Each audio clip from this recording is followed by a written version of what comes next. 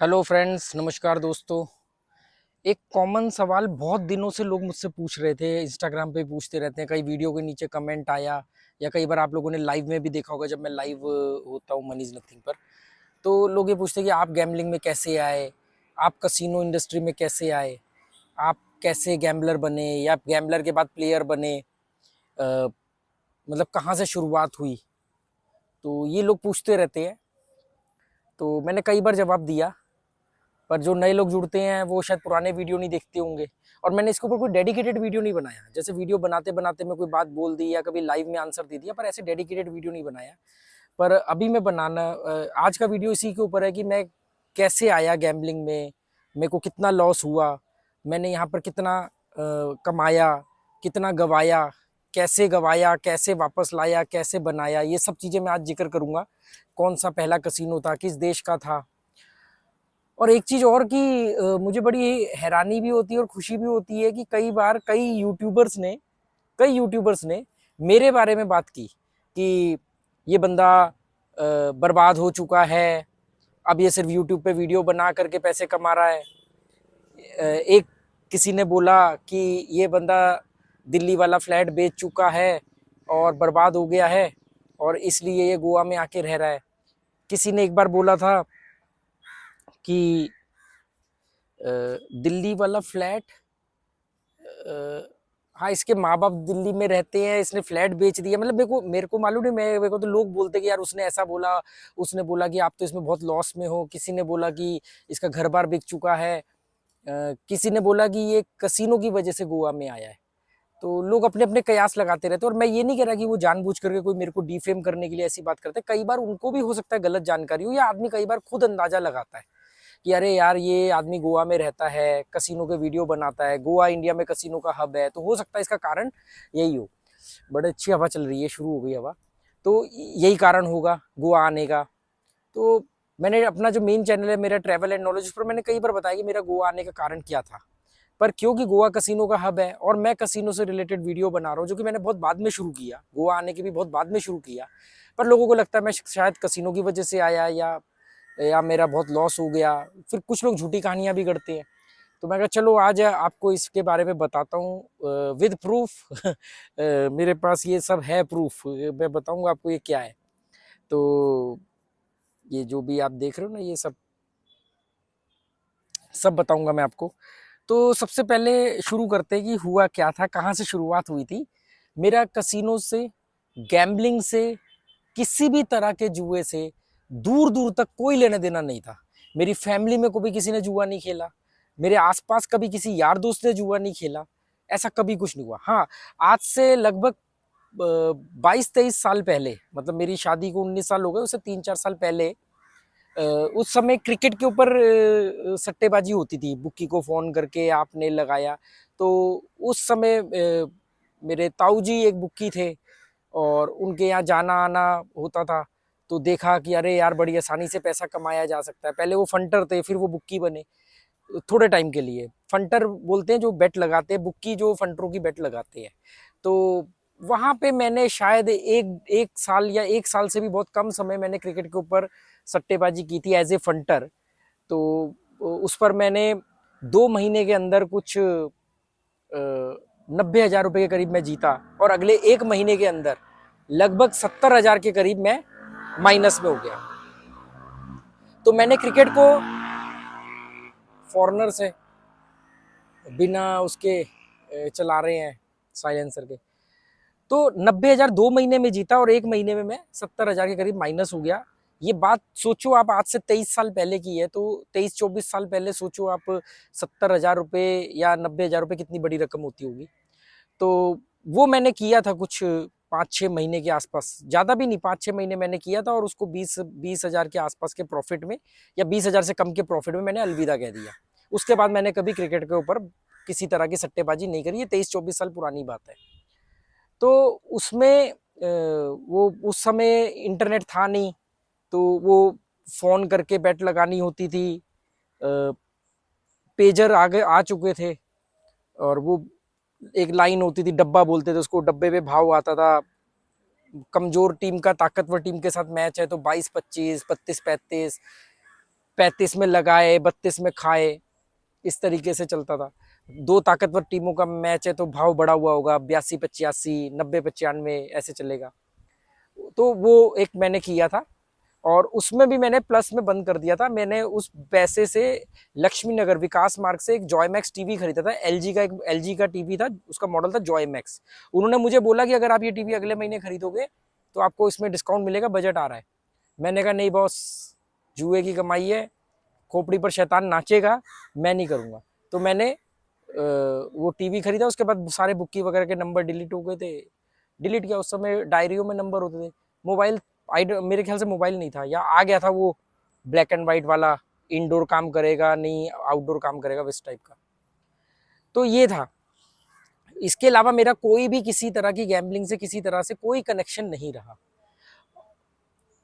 तो मैंने फैसला किया, ये अभी बात है जब 2017-15 से मैंने बुक्स पढ़ना शुरू किया। 2015 में मैं एस्ट्रोलॉजर भी बन रहा था, मैं बुक्स पढ़ रहा था। तो एस्ट्रोलॉजी की बुक्स पढ़ते पढ़ते मैंने बहुत सारे कामयाब लोगों की बायोग्राफीज पढ़ना शुरू किया।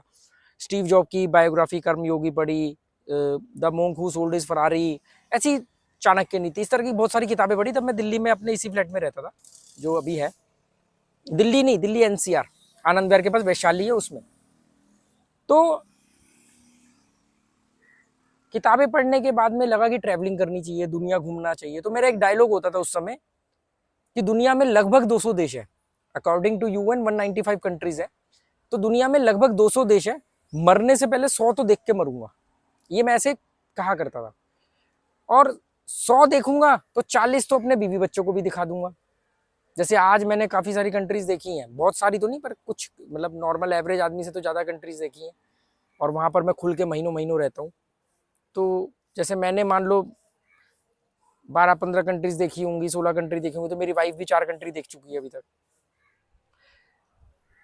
तो लगा कि यार दुनिया घूमनी है। तो मैंने वीज़ा अप्लाई किया कनाडा का। कब? 2018 में। वो वीज़ा मेरा रिफ्यूज़ हो गया, क्योंकि 2018 में ही पासपोर्ट बना। पासपोर्ट बनते ही सबसे पहला वीज़ा कनाडा का अप्लाई कर दिया, फाइनेंशियल वगैरह सब कुछ ओके था। पर फ्रेश पासपोर्ट इसी अभी बना 2 महीने पहले, और सीधा आप कनाडा का वीज़ा अप्लाई कर रहे हो, तो वो रिफ्यूज़ होना था, जो हो गया। उसके बाद 2-4 महीने बाद लगा कि नहीं यार, ट्रैवलिंग करने का कीड़ा तो आ ही चुका था। तो फिर फाइनली डिसाइड ये हुआ कि देखते हैं किसका वीज़ा ऑन अराइवल है। तो श्रीलंका का वीज़ा जो था वो ऑनलाइन मिल रहा था, तो कुछ 1,500-2,000 रुपये में वीज़ा मिल रहा था। तो मैंने श्रीलंका का ऑनलाइन वीज़ा अप्लाई किया। 2018 सितंबर की बात है। तो वीज़ा अप्लाई किया, वो आ गया 1-2 घंटे के अंदर, वो इंटरनेट पे ही आ गया वीज़ा। उसके बाद मैं कुछ 2 हफ्तों के लिए श्रीलंका चले गया। उस समय मैं शुद्ध शाकाहारी था। शुद्ध शाकाहारी से मतलब है कि प्याज लहसुन भी नहीं खाता। मैंने 10 साल प्याज लहसुन नहीं खाए, जब तक मैं एस्ट्रोलॉजी पढ़ रहा था, एस्ट्रोलॉजी की प्रैक्टिस कर रहा था। मेरा सिंपल सा है, धार्मिक तो फिर कट्टर धार्मिक, नास्तिक तो फिर कट्टर धार्मिक नास्तिक। अच्छा, जिन लोगों को मेरी इस कहानी पर भरोसा ना हो, जो भी मैं सुना रहा हूँ नहीं बिलीव हो, तो क्रॉस क्वेश्चन करके अपनी ऊर्जा खर्च ना करे, दफा हो जाए सीधा। ठीक है, बकवास करने की जरूरत नहीं है, दफा हो जाओ। नहीं भरोसा तो क्यों अपना कीमती वक्त बर्बाद करते हो।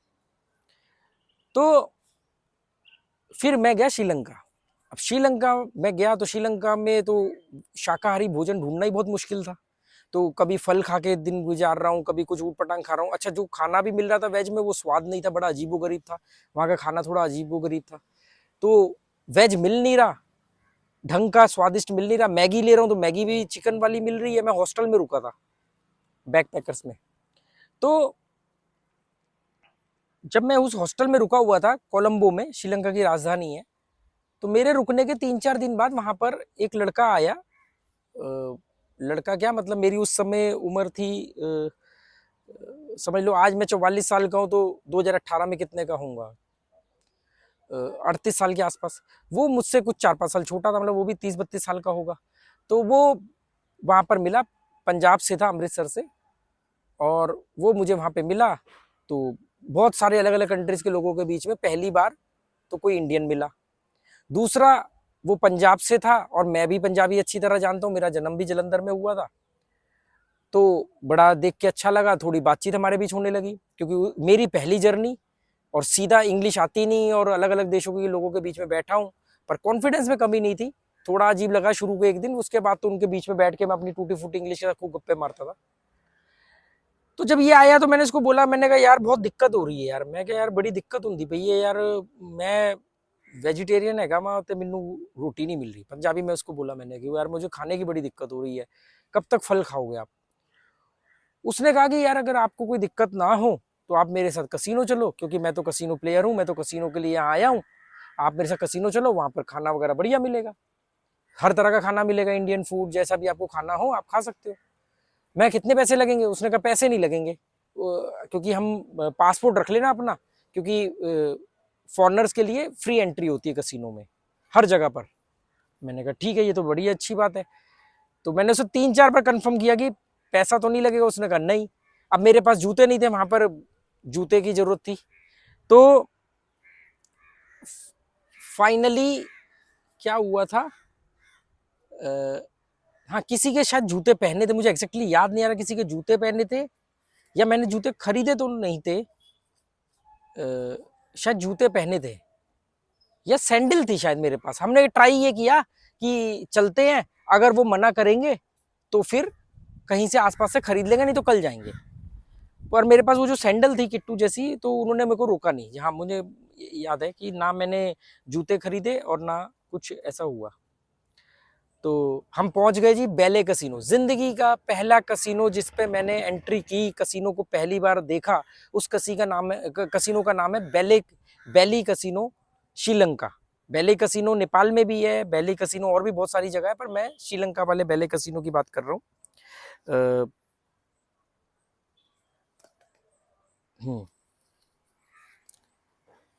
ये रहा श्रीलंका वाला बैले कसीनो, राकेश शर्मा। ये मेरी फोटो देख रहे हो आप, बहुत धुंधली सी दिख रही होगी। तो ये बैले कसीनो, पीछे श्रीलंका भी लिखा हुआ है। तो ये जो कार्ड है ये श्रीलंका का मेरा पहला कसीनो का कार्ड है। तो पहले कसीनो में एंट्री हुई तो पासपोर्ट दिखाया, उन्होंने कार्ड बना दिया, मेंबरशिप कार्ड। अंदर जाके देखा तो पोल डांस चल रहा है, 5 स्टार का खाना लगा हुआ है, बुफे, जो मर्जी खाओ जितना मर्जी खाओ। कसीनो जिंदगी में देखा ही पहली बार। इससे पहले तो हॉलीवुड की मूवीज में देखा था या एक की दुक्की इंडियन मूवीज में देखा था। तो बड़ा देख कर कि यार क्या लाइफ है, क्या मतलब रंग बिरंगी लाइटें और रूलेट की टेबलें। तब तो पता भी नहीं था कि इस गेम का नाम क्या है।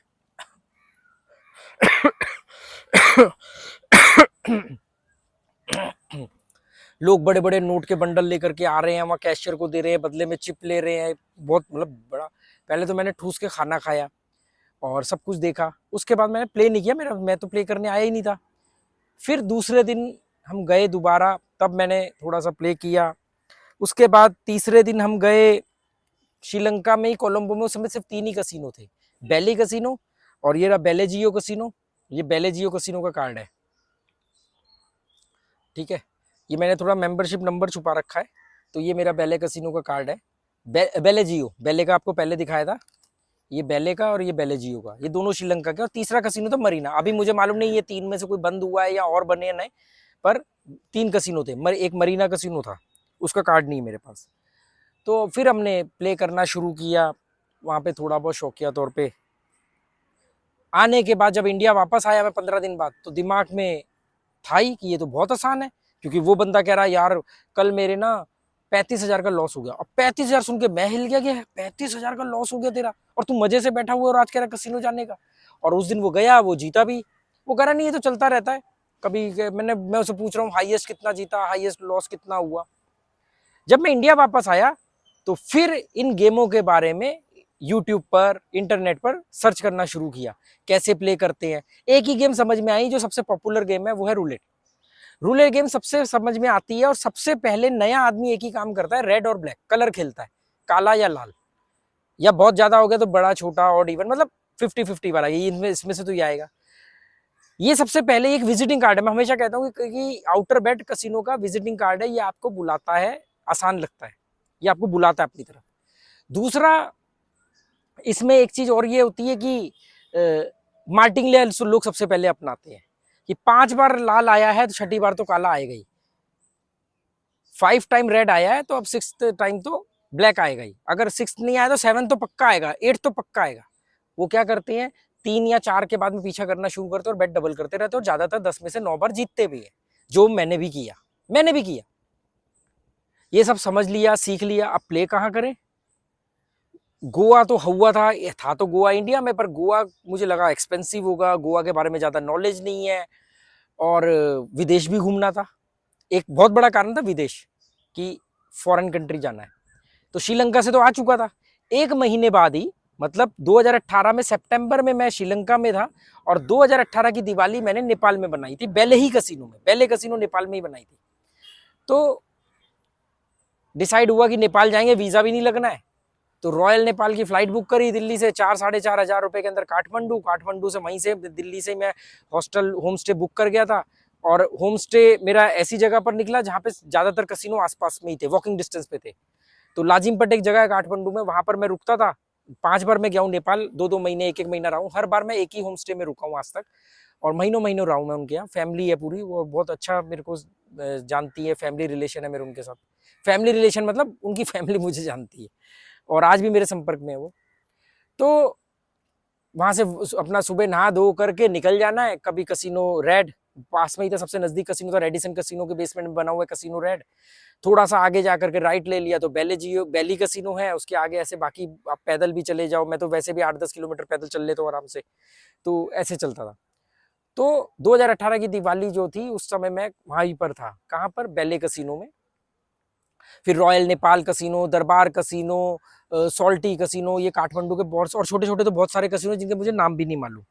तो मैं आपको दिखाऊं कौन से थे, बहुत सारे कसिनो उस समय। शांग्रीला, शांग्रीला होटल जो है उसके अंदर एक कसिनो था, तो मैं तो नाम भी भूल गया, अब तो बहुत साल टाइम हो गया। 5 बार गया मैं, उसके बाद मैं पहली बार गया, उसके बाद 5 बार गया। हाँ, एक ये रहा Millionaire casino, Millionaire casino Kathmandu में। ये उस समय उनके कार्ड नहीं बने थे, तो ऐसे कागज का कार्ड बना के दिया था, Millionaire casino club, millionaires, the Millionaire casino club and casino Kathmandu. ठीक है, ये एक कसिनो था। ये सिग्नेचर शांग्रीला होटल के अंदर था। एक ये कसिनो था, कसिनो पैलेस, ये दरबार के पास में था कसिनो पैलेस, तो ये था। और फिर उसके बाद मैं वहां पर मैंने प्ले किया।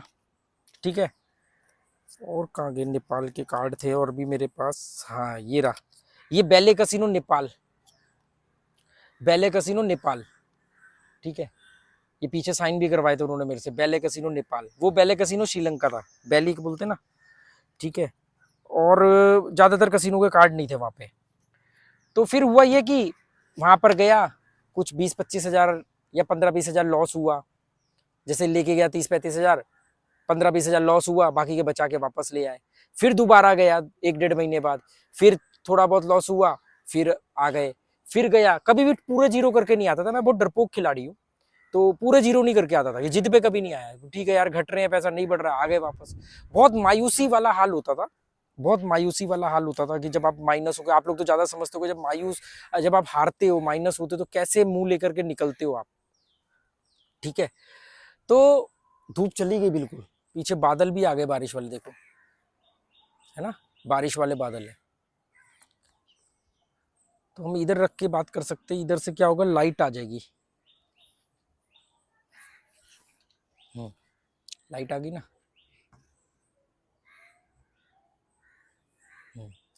तो कहाँ पर थे हम, हाँ, ऐसे करके मैं 5 बार नेपाल गया। कभी 28 दिन रहा, कभी 1.5 महीना रहा, कभी 2 महीने रहा। आखिरी में मैं 2 महीने के करीब रहा था, जब लास्ट में, जब 5वीं बार मैं नेपाल गया था काठमांडू, हर बार काठमांडू ही गया। तो रॉयल नेपाल की फ्लाइट से ही जाता था, उसी से ही आता था दिल्ली से, सबसे सस्ती और बहुत बढ़िया फ्लाइट होती थी, खाना पीना सब बढ़िया, बहुत बढ़िया फ्लाइट, कंफर्ट फ्लाइट होती थी, टीवी वगैरह सब एकदम बढ़िया लगा हुआ है आपका, एलसीडी वगैरह। तो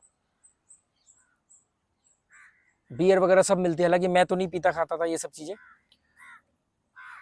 इन सब के दौरान जब मैं 4-5 बार नेपाल, 3 बार नेपाल गया, तो वही जो श्रीलंका वाला लड़का था, वो गोवा में रहता था, मतलब गोवा में ज्यादातर वो गोवा में ही रहता था। तो हॉस्टल में रह लिया, या कभी पैसे जीत गए ज्यादा तो रूम लेके रह लिए, नहीं तो भैया जब बुरा वक्त चल रहा है तो हॉस्टल में रह लिए।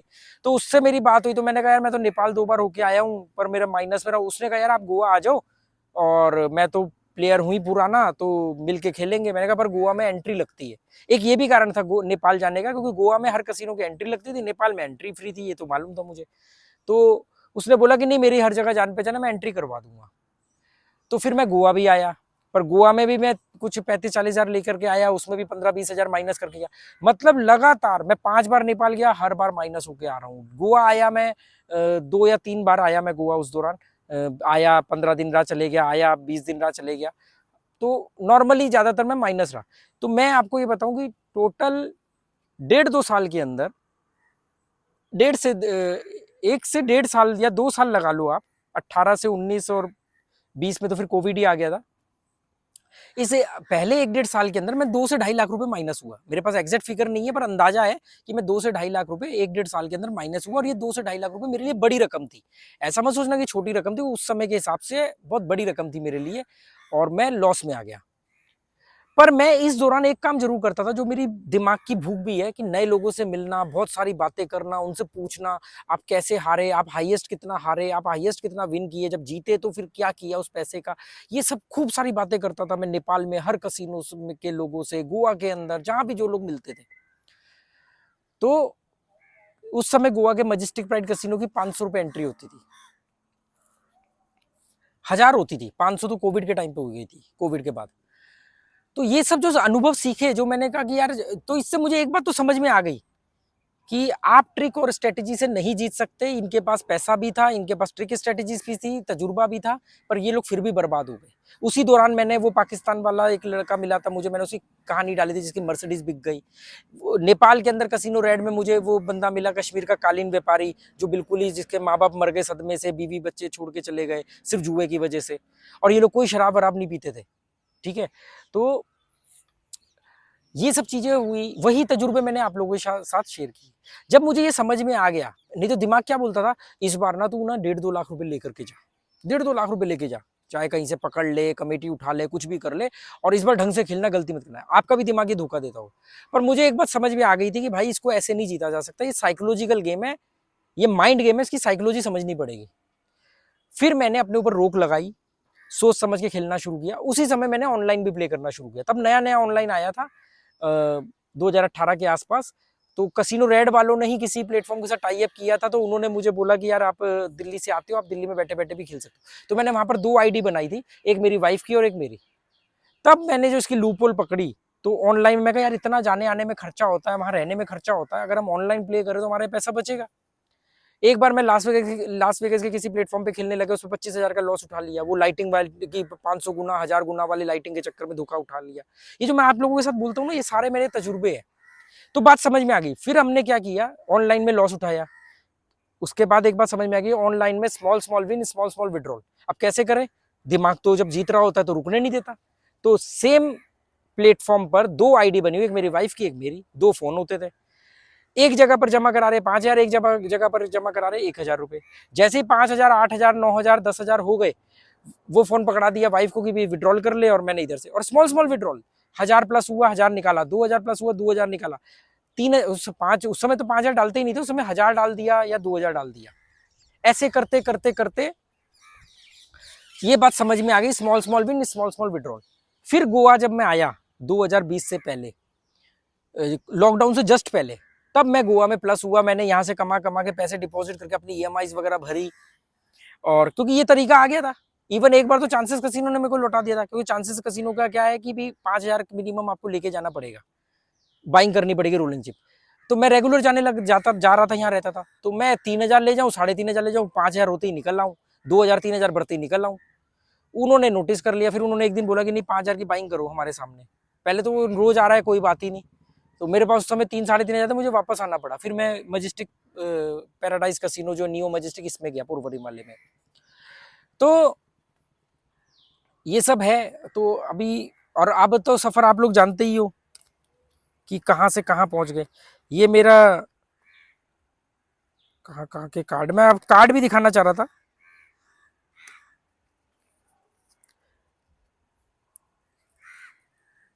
ये डेल्टिन रॉयल का कार्ड है, इसमें 50,000 की बाइंग करनी पड़ती है, मेरी एंट्री नहीं लगती। वैसे इसकी वीकेंड पे 4-4.5 हजार की एंट्री है।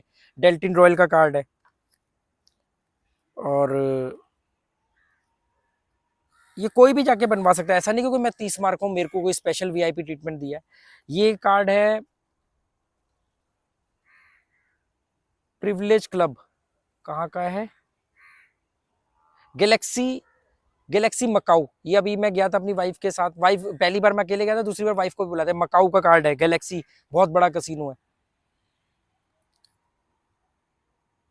ये मोका कसिनो है, ये भी मकाऊ में मेरे होटल के ही अंदर था, ये बेसमेंट 3rd फ्लोर पे। इस पे मैंने बहुत पैसा बनाया। वो जो टिकटें जितनी भी दिखाई ना आपको, ये यहाँ पर हांगकांग डॉलर में प्ले होता है ये मकाऊ में, पर प्ले जो है गैम्बलिंग सारी जो होगी वो हांगकांग डॉलर में होगी। हांगकांग डॉलर हमारे 11 रुपए का एक होता है, ठीक है।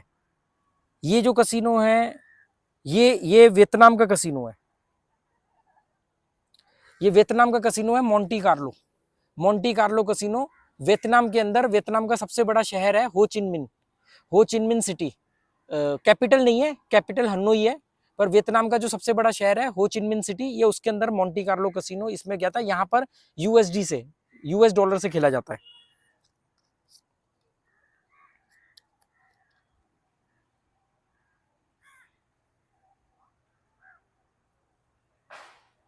ओकाडा कसिनो, ये ओकाडा कसिनो है, फिलीपींस की राजधानी है मनीला। मनीला के अंदर ओकाडा कसिनो, बहुत बड़ा कसिनो है, इसके अंदर मैंने प्ले किया।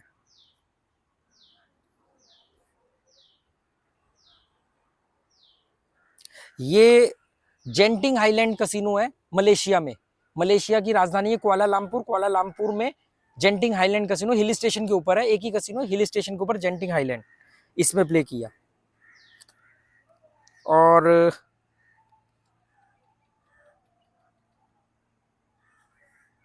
नागा वर्ल्ड, ये कसिनो है Naga world. Naga world casino, पीछे देखो फोटो मेरी पासपोर्ट से लेके लगाई है उन्होंने।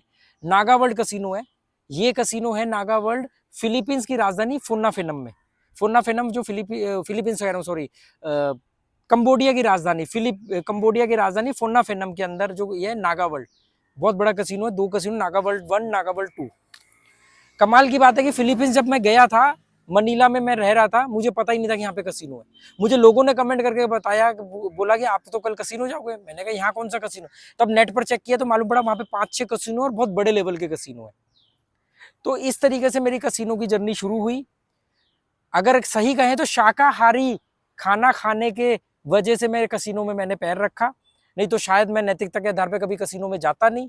और वहां से कसिनो से शुरुआत हुई। शुरू के 1-1.5 साल के अंदर 2-2.5 लाख रुपए माइनस हुआ। धीरे धीरे मैंने वो रिकवर किया। मेरा आज भी दिल्ली एनसीआर में जो फ्लैट है वो आज भी है, उस पर लोन चल रहा था। वो लोन मैंने 2014 में उतार दिया, जो 2019 में खत्म होना था। पर जब वो लोन उतारा था तो उस समय गैम्बलिंग से, कसिनो से कोई लेना देना नहीं था। वो मैंने अपना बिजनेस के थ्रू उतारा था वो लोन। और आज भी वो घर मेरा फ्री होल्ड है, खाली पड़ा हुआ है। जब हम गोवा आए थे तब हमने उसको रेंट पे दिया था, पर अभी वो खाली पड़ा हुआ है। अभी हमने उसको रेंट वगैरह पे नहीं दे रखा है, 2 साल से खाली है। मेरी अभी बेटी गई थी, वो रुकी थी। मेरी वाइफ अभी हांगकांग से आई थी, उसने वो वहां गई थी। और उससे पहले मेरी फैमिली पूरी जा चुकी है मेरे बगैर। मैं जब से वहां से निकला हूँ, दिल्ली छोड़ी है मैंने 2020 में, तब से मैं नहीं गया। दिल्ली जाता हूँ, एयरपोर्ट के पास रुकता हूँ और वहीं से वहीं निकल जाता हूँ। ताज होटल में रुकूँ, कहीं भी रुकूँ, पर मैं अपने घर नहीं जाता। मेरा सिंपल सा बुजुर्गों का मोहल्ला और महबूब की गली अगर छोड़ दी तो वहां कभी मैं दोबारा नहीं जाता। अब एक ही बार जाऊंगा, जब कभी उसको सेल करूंगा तो रजिस्ट्री करने के लिए जाऊंगा, वरना नहीं जाऊंगा। ठीक है, तो ये है। आपको कुछ लोगों को जो मेरे पे ट्रस्ट करते हो ये मानेंगे, और नहीं भी मानेंगे तो मेरा क्या जा रहा है या उनका क्या जा रहा है। तो इस तरीके से फिर लॉकडाउन के बाद मैंने कसिनो से अपना घर चलाया। लोग बोलते हैं आपने चलाया, हमें बोलते मना करते हो, हम क्यों नहीं चला सकते? अरे भाई, मैंने तो कश्मीर से कन्याकुमारी तक साइकिल चलाई है, आप चला लोगे? मैंने 10 साल चेन स्मोकर रहा, सिगरेट 10 साल पी और उसका एक झटके में छोड़ दिया, आप छोड़ दोगे? तो ये भी तो चीजें है ना। मैं तो मकाऊ के अंदर भी मैं गैमलिंग दूध पी के प्ले कर रहा हूँ।